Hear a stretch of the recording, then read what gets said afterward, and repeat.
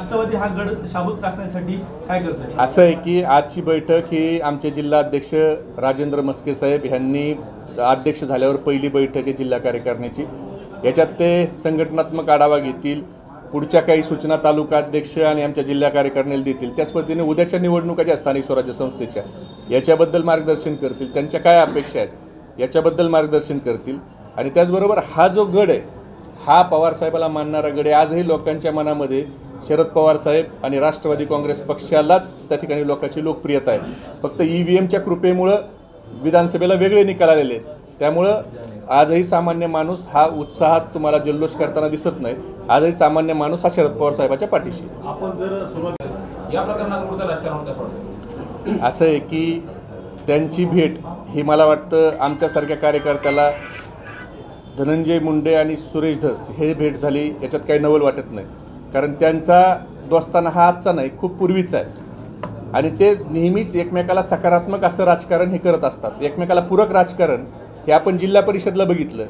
जिल्हा परिषदचे खातेवाटप असेल किंवा अध्यक्ष राष्ट्रवादीचा होऊन उपाध्यक्ष धनंजय मुंडे होणार असतील, त्यावेळेला अरुण इंगळे यांचं एक क्रॉसमत होतं, त्याला सोडायला जाणं असेल, म्हणजे नेहमीच त्यांनी एकमेकाला सकारात्मक राजकारण केलेलं आहे। त्यामुळे त्यांचा एवढ्या जुना दोस्ताना जो जयवीरूचा आहे तो इतक्या लवकर संपल असं आपण तरी कशी अपेक्षा करायची। त्यांनी एकमेकाला नेहमी पूरक राजकारण केलेलं आहे। शेवटी दाखवणं राजकारणात वेगळा पार्ट आहे, पण त्यांचं आतली मैत्री जसं बावनकुळे साहेबांनी सांगितलं की 4.5 तास ते दोघं एकत्र बसले होते, हे मी म्हणत नाही तर बावनकुळे साहेबांनी सांगितलं। आणि 4.5 तास दोघंही खूप इमोशनल आहेत, म्हणजे आता दोघंही खूप इमोशनल आहेत, म्हणजे त्यांचं इमोशनल त्यांचं प्रेम हे बावनकुळे साहेबांनी तो उघड्या डोळ्यांनी बघितलं असेल।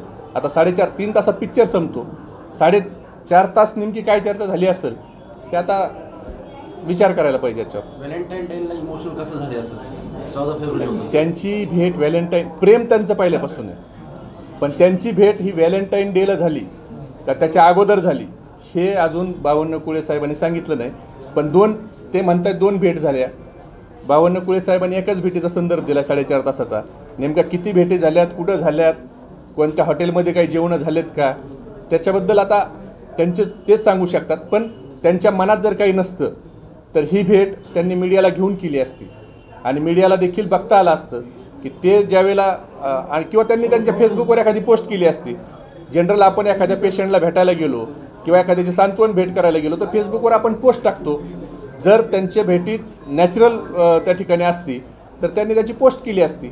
मला वाटतं एकीकडं 2 समाजामध्ये तेढ निर्माण करणारी वक्तव्य करायची आणि नंतर अशा भेटी करायच्या आणि राजकारण करायचं, याच्यापेक्षा 2 समाजामध्ये जी तेढ निर्माण झाली ही देखील मिटवली पाहिजे आणि त्या हिशोबाने बोललं पाहिजे।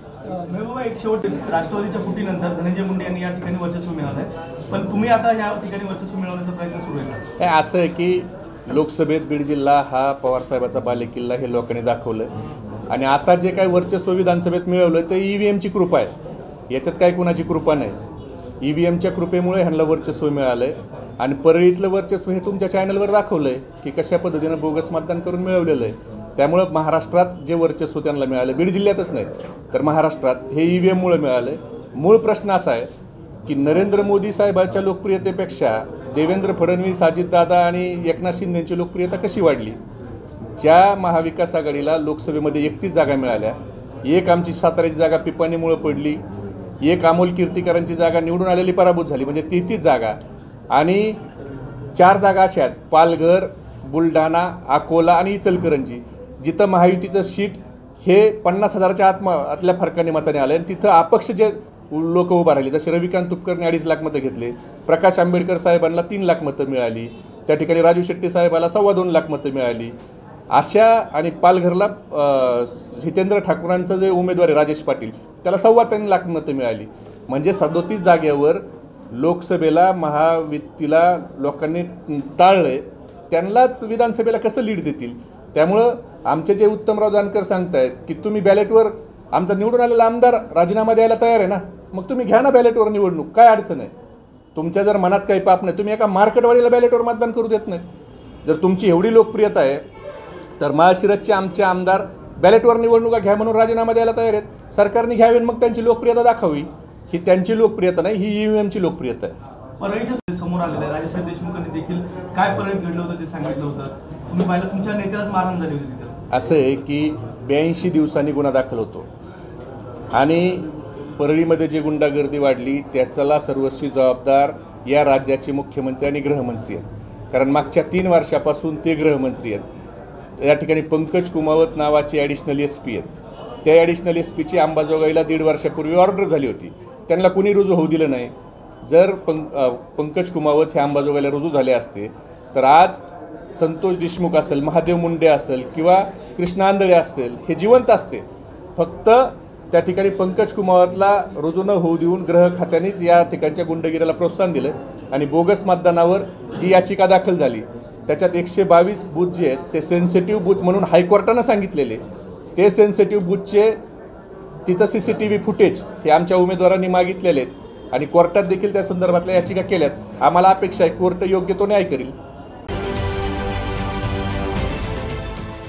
देश विदेशातील प्रत्येक घडामोडींचे लाईव्ह अपडेट मिळवण्यासाठी आता साम टीव्हीच्या सर्व सोशल मीडिया प्लॅटफॉर्मला लाईक, फॉलो आणि सबस्क्राईब करा. तसंच सर्व नोटिफिकेशनसाठी बेल आयकॉन प्रेस करायला विसरू नका.